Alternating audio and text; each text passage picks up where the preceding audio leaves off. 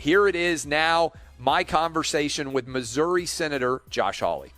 One of the things that you can talk about for the purposes of sports is this idea that sports can help to raise awareness and consciousness of what might be going on.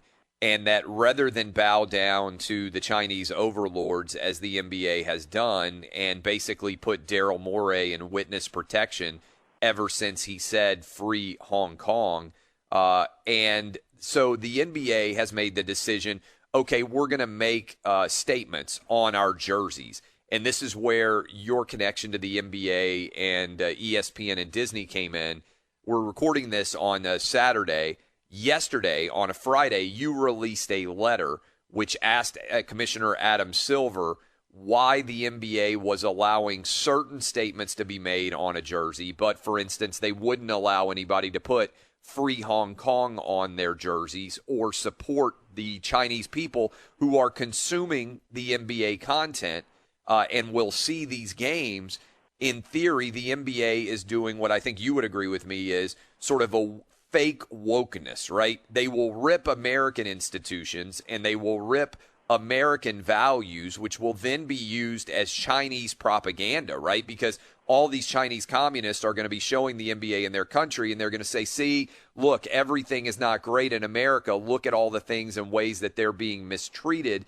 And this could be, if the NBA wants to get political with their jerseys, why are they being hypocritical, bowing down to China and their communist leadership while ripping the United States? And you raised this issue with Adam Silver, and all hell broke loose again there as well. But what was the intent of your letter to the NBA? The NBA makes a tremendous amount of money in China. I mean, just a tremendous amount of money. And then this is where I think the NBA has some obligations, right? I mean, even before they started this stuff about putting social justice cause statements on the back of the uniforms just recently, now their relationship with China is now pretty long-standing.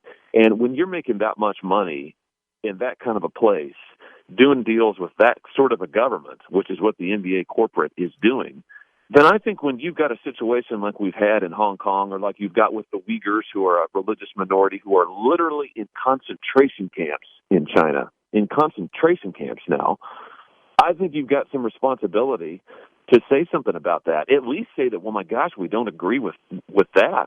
But, you know, I mean, the NBA's, what's their latest contract just this past year, worth over $1.5 billion. I mean, it's just unbelievable, the amount of money. You mentioned the sort of the woke stance that the NBA is taking. It's corporate. It's classic corporate wokeness. You know, it's nothing that would interfere with profits, for heaven's sake. I mean, profits, oh my gosh, we're going to get those.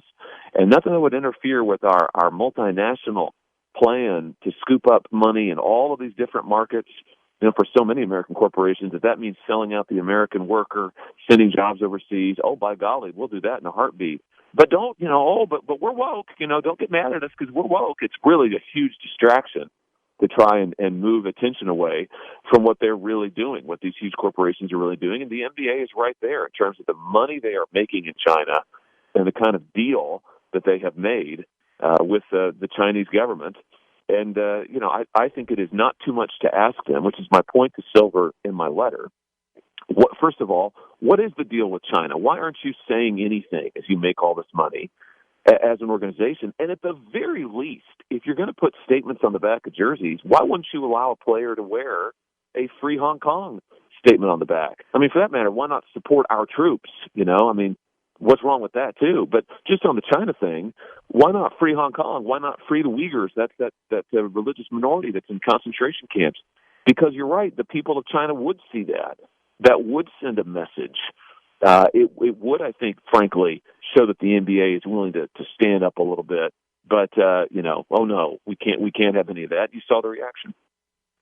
Also, Adam Silver said that they had mutual respect, the NBA did for China. You just mentioned the concentration camps, the cracking down on all Hong Kong democracy, the fact that over 1 billion Chinese people don't have basic human rights.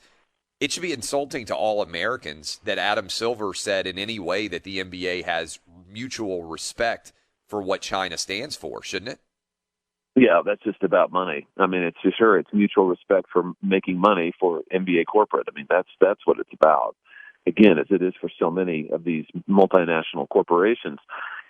I can tell you that the Chinese government, Beijing, doesn't have any respect for anybody in America. And you look at the kind of respect they showed us when Daryl Morey, to your point, Clay, when he had the audacity just to retweet. As I recall, Morey didn't actually himself say anything. He just retweeted a one little line about Hong Kong, and look how the Beijing government came down on this American citizen by demanding he be fired, by threatening to pull all the Rockets games from television, then I think threatening to pull all of the NBA games from all of the Chinese platforms. I mean, that's not respect. That is contempt. That is an attempt to control and to subjugate us, just like they want to subjugate their own people. And for the NBA to not only turn a blind eye, but actually to cooperate. I mean, to go along with the kowtowing by saying, oh, Morey misspoke. You know, he wasn't speaking for the league. And then all the statements. You know, Silver said that this was that little incident with Morey in Hong Kong, and that, you know, they're working on repairing the NBA's relationship with China. Repairing it? What they should be doing is saying to Beijing, listen, we're proud to be Americans. And if you try to tell us what to think or what to say or what to do, we're going to tell you where to step off. All right, so you write that letter, which, by the way, I thought was fantastically well done. I retweeted it when I saw it go out. And you also, and this is pretty commonplace, it's a big story, the way that the NBA's relationship with China is going. And so when you write a letter like this, it's not uncommon that media members would get added to a letter like this via email so you can make them aware because they cover the league, because they should be aware of the relationship between the NBA and politicians, given that the NBA is going to be a social justice warrior organization, at least for this restart of the season in Orlando and all the changes with the jersey and the statements on the court and everything else. You send it out to a variety of NBA media, and how soon after that email goes out does Adrian Wojnarowski, and I'll say it, you may not want to curse, but he writes back, you. That's the entire message from his ESPN corporate email account back to your office for having the gall to ask the NBA about its response to China. How quickly does that happen, and who on your staff was like, oh, my God, is this real? I mean, kind of take me into how that process played out. You know, we got that back from him. I mean, let me just look. I can look right here. Within, 2 minutes, Clay. We sent it out at 8:55. I've got this in front of me. We sent out the press release about our letter to press at 8:55, and at 8:57, Woj writes back from his iPhone, because it's tagged sent from my iPhone. With the message so he gets that sent directly to him. 2 minutes later, he writes back you to a United States senator in Missouri from his ESPN corporate email account. And did you think you were being pranked? Like when one of your staff members was like, hey, wait a minute, can you believe what Adrian Wojnarowski just wrote back? Well, I have to say I did. I sort of looked at it, and listen, we get responses, not usually from members of the press, but we people troll us all the time, and that's welcome to the internet. Yeah, there's a lot of there's a lot of ridiculousness out there. So but from a media member, have you ever seen anything like that, to have that happen that quickly and have that response? No, I've never seen that response from a media member before, and it took. I was like, well, this. My first thought was this must be fake. I mean, what's the deal here? But no, I mean, it's the ESPN.com, and then my other thought was that he's just saying what ESPN thinks. I mean, that's right. I'm frankly not surprised. My expectation, to be perfectly honest with you, is that ESPN would completely ignore. That's right. Because that's what they don't want to cover to this do. issue at all. Yeah. Absolutely. That's what they did back in October. I mean, they grudgingly, with the Hong Kong blow-up in the NBA back in October, they grudgingly, as memory serves, finally got around to covering it, kinda. But it's like let's move on as quick as possible, because Clay, the ESPN, Disney, the parent company, they benefit too financially. from Oh, the yeah. NBA's relationship with China. I mean, let's be honest here. And I'm sure in terms of their own staff members' views, employees' views, it's not Woke Center for nothing. So I was surprised by that response, but I thought, this is becoming all too typical of what the media. They won't report the news. They won't actually ask the tough questions. I mean, why is the real question here is why isn't ESPN asking these questions of the NBA? I mean, why aren't they going and saying, hey, hold on just a second. Are you not going to say anything about what's going on in this country where you make literally billions of dollars? You have nothing. Why aren't they pressing that? That's the real issue. Yeah, and let's go in here for a second to the law, because both of us are lawyers. You know this better than I do because you were a freaking Supreme Court clerk, but there's a difference between providing complete First Amendment freedoms to your players to make whatever political statement they want to make on their jerseys and discriminating on content, right? Because what the NBA is basically doing is a form of propaganda.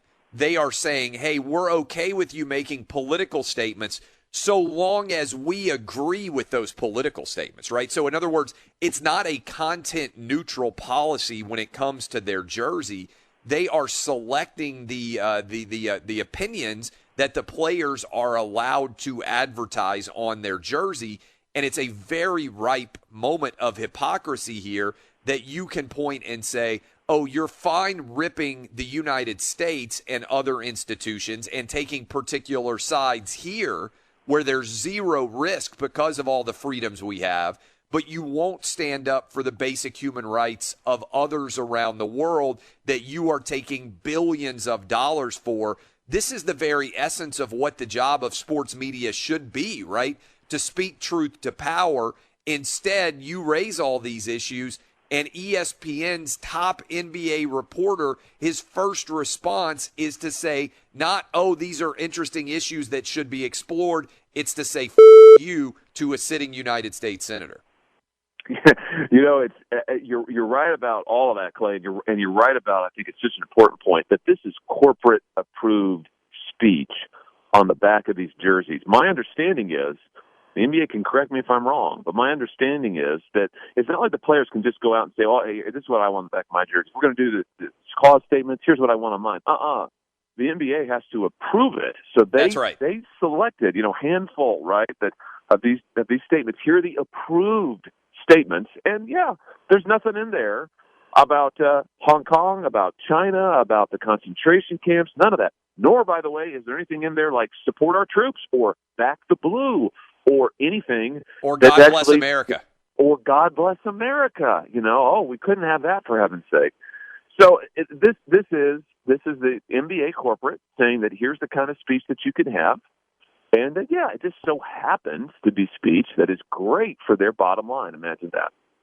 So also, again, I want to circle back around to what I think is the most stunning part about this is ESPN really, by and large, as a corporation, saying what they believe, because Woj got tremendous, applause inside of the ESPN family for saying this, right? And you tweeted out, like, this is distracting in some ways. I mean, the reality is it gets a lot more attention and it forces ESPN to acknowledge it, at least in some way. But Woj has the right to his opinion. He can say F you to a senator if he wants to. I think he believes that, and I think he means it. And I don't particularly begrudge anybody from their own ability to have their own political opinions. But when you represent an ESPN organization that's supposed to be covering the NBA, to me, this is just illustrative of ESPN's contempt for a large percentage of their audience that they would even have somebody saying this. And by the way, do you think that Woj keeps his job if he responds this way to AOC? If Barack Obama's office sends out a press release and his immediate response is you to Barack Obama or to AOC, is there any way that he keeps his job at ESPN? In other words, you're a Republican senator. I think he can get away with saying that because there's so much support and contempt for Republicans inside of ESPN. But if he had done that to a Democratic star, I think there's a good chance he gets fired. Yeah, it's probably a different standard.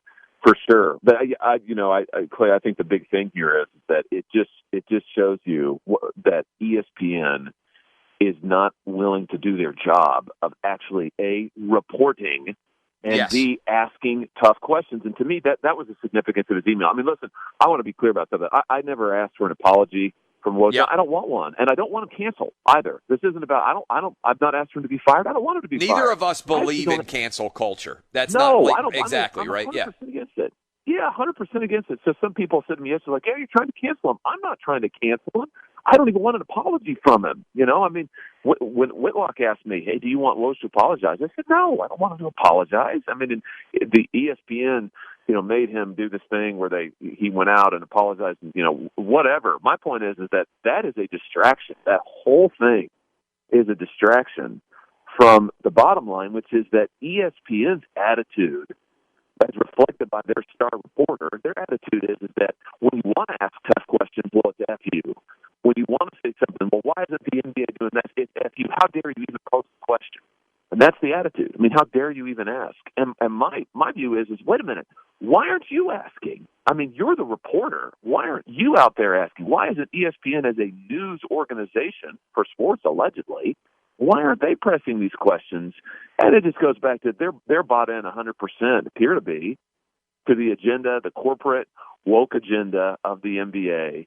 And they're bought in to what's going on in China. And this is why, by the way, Clay, I said yesterday, listen, rather than, ESPN is calling me, and the Disney people are calling me, and they're saying, how can we talk to you? And I said, listen, let's just get to the bottom line here. I'm inviting the ESPN CEO to my office. So I said, let's talk. Jimmy Pitero and I, let's just sit down and talk, and let's talk about the NBA and China and ESPN and what you guys are doing and your reporting. Let's have an open dialogue about it. So that's what I've done, by the way. For the record, I have invited him to come to Washington to sit down and talk. I want to talk to a bunch of lobbyists. I want to talk to him. I want to talk to the ESPN CEO, and I don't want to talk about Woj. I want to talk about China and the NBA and ESPN's coverage and their responsibilities. And I hope he'll say yes. What have you heard, if anything, from the NBA, Disney, and ESPN so far? Is it so far just been corporate PR stooges trying to spin you, or what sort of response? It's obviously only been a day, but what sort of response have you gotten so far? Yeah, it's been just Woj was he was out of line. I think they put out a statement. ESPN put out a statement yesterday afternoon, and sort of how he was a very bad boy and shouldn't have talked that way, and we'll take care of it. And he said, that apologies are cheap and they don't do anything. Let's get to the action. Let's get to actually doing something about the real issue.